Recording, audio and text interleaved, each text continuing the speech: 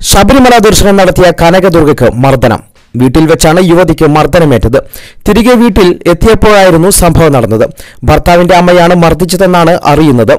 വീടിനും വീട്ടുകാർക്കും ചീത്തപ്പേരുണ്ടാക്കിയെന്ന് പറഞ്ഞ് ചീത്ത വിളിച്ചുകൊണ്ടാണ് മർദ്ദിച്ചത്. പട്ടിക കൊണ്ട് തലക്കടിക്കുകയായിരുന്നു എന്നാണ് അറിയുന്നത്. കനകദുർഗയെ ആശുപത്രിയിലേക്ക് മാറ്റി. പെരിന്തൽമണ്ണയിലെ ആശുപത്രിയിൽ ചികിത്സയിലാണ് ഇപ്പോൾ കനകദുർഗ. ജനുവരി 2-നാണ് ബിന്ദുവും കനകദുർഗയും ശബരിമല ദർശനം നടത്തിയത്. ഡിസംബർ 25-ന് ശബരിമല ദർശനം നടത്താനെത്തിയെങ്കിലും പ്രതിഷേധത്തെ തുടർന്ന് ഇരുവരും മടങ്ങിയിരുന്നു. ജനുവരി 2-ന് അപ്രതീക്ഷിതമായാണ് ഇരുവരും ദർശനം നടത്തിയത്. 18-ാം പടി ചവിട്ടാതെ VIP ക്യൂ വഴിയാണ് ഇരുവരും ദർശനം നടത്തിയത്. കഴിഞ്ഞ ദിവസം കൊച്ചിയിൽ നടന്ന പരിപാടിയിലും ഇരുവരും പങ്കെടുത്തിരുന്നു. സിവിൽ സപ്ലൈസ് താൽക്കാലിക ജീവനക്കാരിയായ മലപ്പുറം അങ്ങാടിപ്പുറം സ്വദേശി കനകദുർഗയെ വീടിന് പോലീസ് സുരക്ഷ ഏർപ്പെടുത്തി. നവോത്ഥാന കേരളം ശബരിമലയിലേക്ക് എന്ന സമൂഹ മാധ്യമ കൂട്ടായ്മയിലൂടെയാണ് ബിന്ദുവും കനകദുർഗയും പരിചയപ്പെടുന്നത്.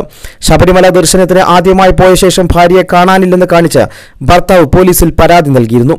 അടിയുറച്ച വിശ്വാസികളുടെ കുടുംബത്തിൽ നിന്നാണ് ശബരിമലയിലേക്കുള്ള കനകദുർഗയുടെ യാത്ര. CITU പ്രവർത്തകയായ കനകദുർഗയുടെ കുടുംബവും CPM അനുഭാവികളാണ്. എന്നാൽ ശബരിമല വിഷയത്തിൽ കനകദുർഗയുടെ നിലപാടിനോട് യോജിപ്പില്ലെന്നാണ് സഹോദരങ്ങളുടെയും ഭർത്തൃവീട്ടുകാരുടെയും നിലപാട്. ഈ നിലപാടിലെ വിയോജിപ്പാണ് ഇവരെ ആക്രമിക്കുന്ന ഘട്ടത്തിലേക്ക് കാര്യങ്ങൾ എത്തിച്ചത്.